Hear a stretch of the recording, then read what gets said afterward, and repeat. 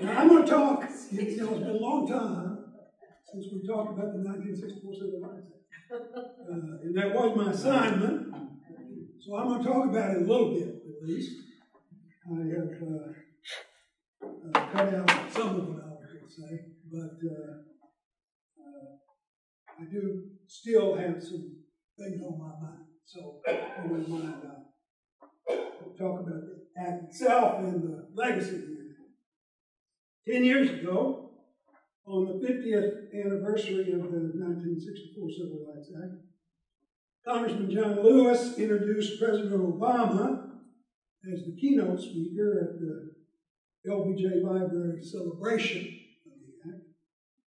Lewis said this: President Barack Obama was born into a difficult and dangerous time in American history, a time when people were arrested and taken to jail just for sitting beside each other on a bus. It was against the law for black and white people to ride in the same taxi cab or stay in the same hotel. People's homes were bombed.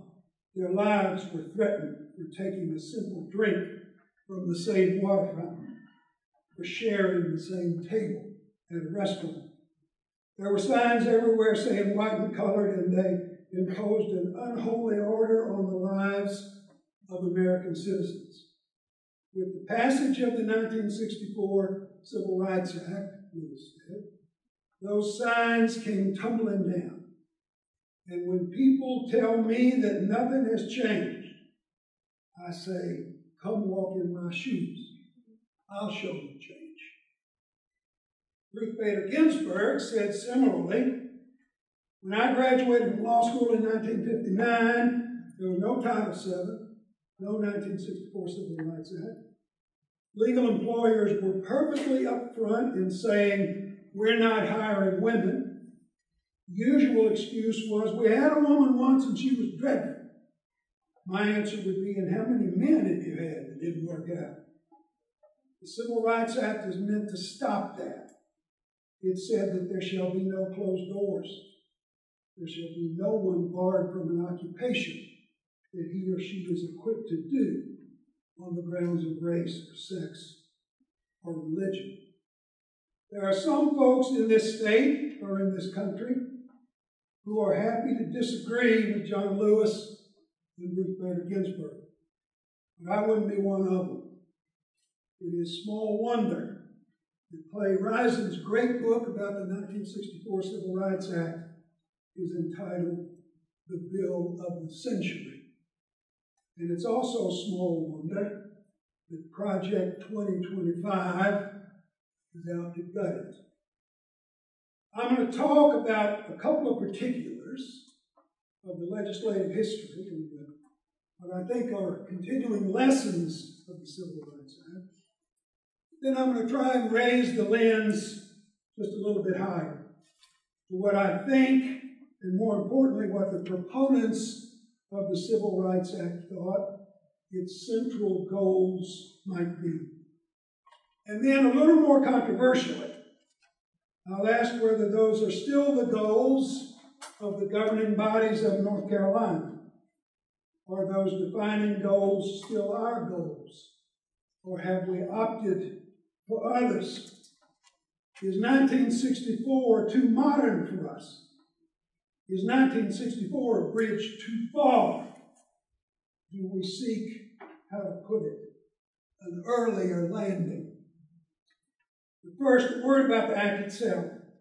Something we've almost gotten out of the habit of considering. The act's extraordinary expectation, its ambitions. My students anymore don't really expect that legislators might do something huge, something ambitious, something larger than themselves and their momentary political prospects. They don't think of the U.S. Congress as being able to do anything at all. Who would believe lawmakers would work to meaningfully define and demonstrate and assure what it means to be an American?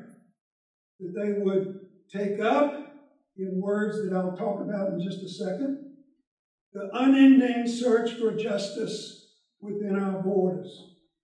and that they would do it out of obligation, out of duty, and sometimes they would even answer the call of obligation, recognizing that personal costs might well follow. Costs they were apparently willing to bear. Another era. Second, and equally surprising for modern day folk, that lawmakers would sometimes carry out that work, as they did with the 1964 Act, on a bipartisan basis. A 75-day filibuster would be broken on a 71 to 29 vote, 27 Republicans voting for cloture. That the bill would pass finally 289 to 120 in the House, relying heavily on Republicans to overcome the intense opposition of Southern Democrats. That liberal Republicans like John Lindsay and Kenneth Keating would compete to craft a stronger civil rights bill, so that Democrats had to press harder to stay to the front of the crowd they hoped to lead. And that Republican Senate Minority Leader Everett Dirksen would cast his vote saying, "This Civil Rights Act must pass if we are to honor the pledges we have made when we took the oath to carry out the Constitution of the United States." And that noble sentiment would be uttered only after Lyndon Johnson had pressed his fingers to Dirksen's chest, saying, "Everett, you got to come with me on this civil rights bill. And then 200 years from now, school children in Illinois will know only two names, Abraham Lincoln and Everett Dirksen." Johnson treatment. Then there was the famed opposition. Senators Thurman, Russell, Eastman, Byrd, Talmadge, Stennis, Fulbright, folks leading the filibuster. And toughest for North Carolinians to read, Senator Sam Ervin, among the most committed and spirited opponents, and sometimes even worse. Robert Kennedy challenged Ervin during the hearings to come with them down to North Carolina and see how black Tar Heels were being denied the right to vote. Ervin responded, "I do not have even 48 hours to spare from my fight to preserve constitutional principles and the individual rights of all citizens of the United States." Others piled on with ludicrous and previously unheard of constitutional arguments, assertions of decimated federalism, states' rights, and oddly, separation of powers, socialism, communism, the literal downfall of the American way of life, including folks like James J. Kilpatrick and conservative icons like Barry Goldwater and William F. Buckley. Both the Constitution and the dictionary apparently became greatly agitated at the thought of racial integration. But as I mentioned, I want to lift the lens a little bit higher, maybe to the core. I read a few weeks ago the speech by Julius Chambers, given a decade ago over at Duke, exploring his work enforcing the Civil Rights Act and some of the retrenchments he was seeing at the Supreme Court. Retrenchments that he admitted were ominous, raising serious questions for the future. Yet Chambers, repeatedly emphasized, quote, the opportunities opened under the Act, previously unseen in his own life or his father's life, even as these clouds hang heavily about us. Then he said he was, quote, optimistic that we will be able to continue with great effort to carry out the Act's work, to build the kind of America we all dream of, a country of equal opportunity for all. If we put aside for a second whether optimism was called for, I was taken by his description of the central purpose of the act, to build a country of equal opportunity for all. It reminded me of what President Obama had said at the 50th anniversary celebration of the statute.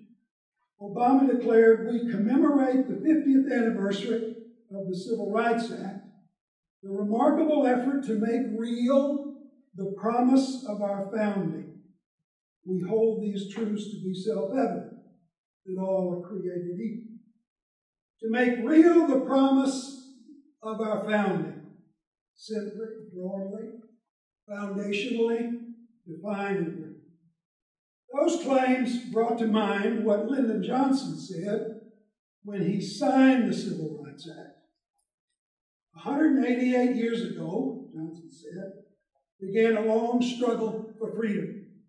Not only to found a nation, but to forge an ideal of freedom.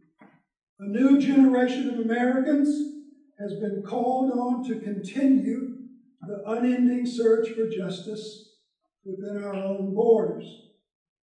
We believe all are created equal, yet many are denied equality. The reasons for this are deeply embedded in our history, but they cannot continue. Our Constitution, the foundation of our republic, forbids it. The principles of our freedom forbid it. Morality forbids it. And the law I signed tonight forbids it.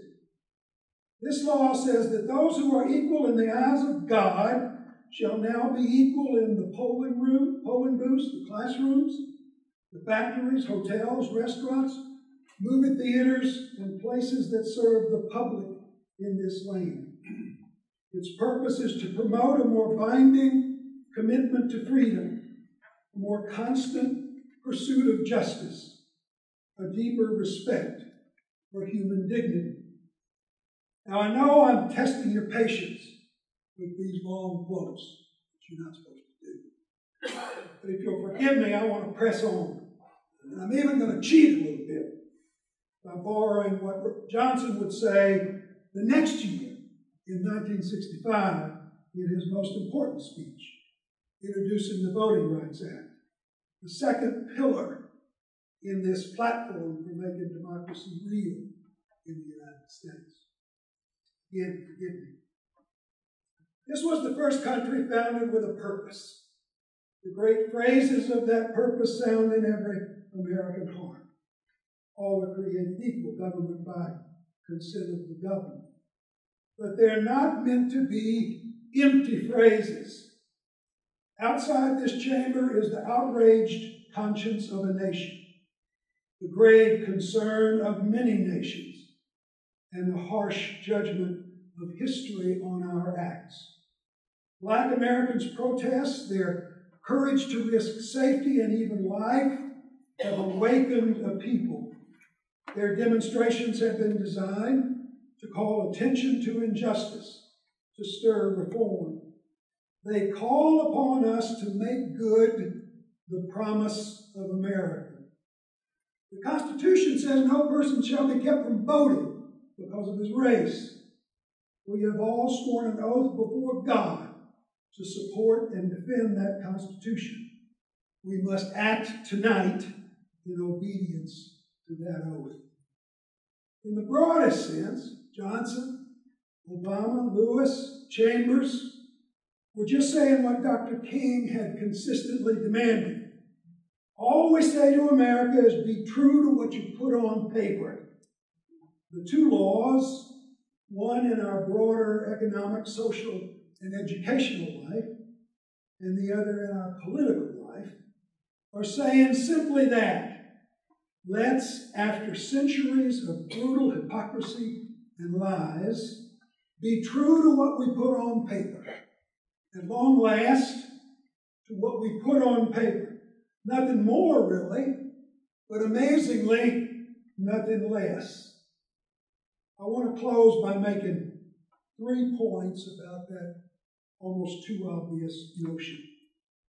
First, it has always seemed to me that these two American world-changing statutes occupy a rare constitutional or maybe quasi-constitutional status in our legal order. They're our most direct, overarching, broad-based, centuries overdue, but by then somewhat consensus-based, efforts to enforce the promises of the Constitution. And they were passed by the outfit actually charged with enforcing its provisions. It's not too much in the weeds, I think, to recall that Section 5 of the 14th Amendment says that Congress shall have the power to enforce by appropriate legislation the provisions of this article. The 15th Amendment is similar. The Congress shall have the power to enforce this article by appropriate legislation. Congress, not the courts or just the courts. Johnson mentions nothing but historic, defining, constitutive promises in these speeches. Same is true for Obama, Lewis, and Chambers. And Johnson, speaking from the maelstrom of the legislative struggle, said, in effect, everybody knows this is true. Some, maybe most, by 1964, say it's time, past time, to stop lying about these foundational defining promises, like we have always done. Others, like the filibuster folks, say it's crucial to keep lying. In fact, it's the most important thing in the world to keep lying, to support our tribe, our privilege. But the majority said, for once, simply, let's stop the lie. Let's do what we put on paper. And the text of Section 5 of the 14th Amendment assigns that very task to the Congress. It's their job, their responsibility. No framer of the 14th Amendment would have thought it was up to the United States Supreme Court, the despised Dred Scott Supreme Court. But as you know, our present Supreme Court has dramatically violated that reality. It has gutted the Voting Rights Act in cases like Shelby County and Brnovich. Right-wing federal judges right now aim to bury the statute completely by saying there are no individual causes of action under the Act, despite 50 years of rulings to the contrary. And though the assault hasn't been as complete against the Civil Rights Act, there is similarly no justification for decisions like United States against Morrison, striking down provisions of the Violence Against Women Act, under what the court called, quote, the time-honored principle that congressional powers must be limited by the court's cramped view of state action. Second, think of the difference in visions of constitutionalism reflected in the advocates of the Civil Rights Act and our hypocritical originalism standard bearers on the United States Supreme Court today. Our most consequential constitutional provisions, like the 14th, were enacted against backdrops of horrifyingly inconsistent social practice. We said, for example, equal protection of the law in 1868, while women were completely denied full personhood. Johnson, seeing at least a part of that contradiction, says a new generation of Americans have been called upon to continue the unending search for justice. Justice O'Connor said exactly the same thing in Casey, and Justice Kennedy did in Obergefell, the gay marriage case. Now, let me be candid. There are no actual originalists on the United States Supreme Court. They only apply originalism when it suits their politics. It's originalism in Dobbs and the gun cases. There is no originalism in the affirmative action decisions because political partisanship is the actual driving force. Nor is there any originalism in presidential immunity, nor law, nor justification, nor precedent. These folks are no more judges then Marjorie Taylor Greene is a legislator. But when Thomas and Alito say that they are applying originalism, it means that when there are contradictions between founding practice and present constitutional demand, they overtly, powerfully reject any, quote, unending search for justice. They say instead that we are locked into the framers' regime of inequality. That means for them, liberty protects guns, but not a woman's reproductive freedom, as if we were a barbaric people. Even if 70% of the country disagrees with them, they would say to Johnson and Obama and Chambers, we've got our traditions, our brutal habits. The Constitution retains them. It doesn't dislodge them. Stick with the history. Leave them alone. Fix your vision on 1868, no matter how grisly what you see might be. We've got our past, and we're here to keep the barbarisms set in stone. No matter what Americans may want, Strom Thurmond, Richard Russell, and Sam Ervin had it right. Nothing in the Constitution of the United States demands that absurdity. Third and last, I would ask if we, like the forces who brought the Civil Rights Act, if we too face the challenges of an unending search for justice in a pluralistic, multiracial democracy. If so, where would we place, over the last 14 years, the work of the Republican North Carolina General Assembly, as they have sat in their, most times, all-white caucuses?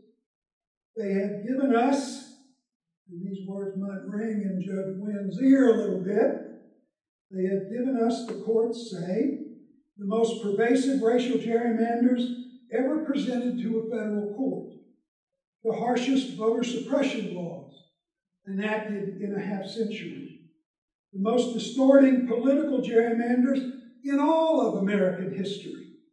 They've used surgical precision to deny Black Tar Heels the right to vote. They have done it so repeatedly, using their powers, that they have broken the mechanisms of accountability, destroying consent of the governed, and calling into question the legislature's willingness and capacity to comply with the Constitution. They repealed the Racial Justice Act. They responded to the Black Lives Matter protest by making it harder to get police video. Harder, goddammit. They invented new criminal penalties for Black protesters and welcomed AK-15s for angry white ones. They now tell us what we can learn and what we cannot learn about our own racial history, but only after passing a law lionizing Confederate memorials, explaining that the Civil War wasn't actually about slavery. It was only these tyrannous northern tariffs. And they say that none of these decisions had any racial component whatsoever. They're all done for traditional common sense reasons. Sure they are. It's old school. Jim Crow. Separate rules for separate people. 1964 is a long time ago. 6 decades. But it's not far enough back for these folks. In Juneteenth, Ralph Ellison put the challenge that we face today like this. We are a nation born in blood, fire, and sacrifice. Thus we are questioned, judged, weighed by the ideals and events that marked our founding. These transcendent ideals interrogate us, judge us, pursue us in what we do and what we do not do. They accuse us ceaselessly, and their interrogation is ruthless, scathing, until, reminded of who we are and what we are about and the cost we have assumed, we lift our eyes to the hills and we arise We lift our eyes and we rise, even in these hardest and darkest of times. Let us rise. Thank you.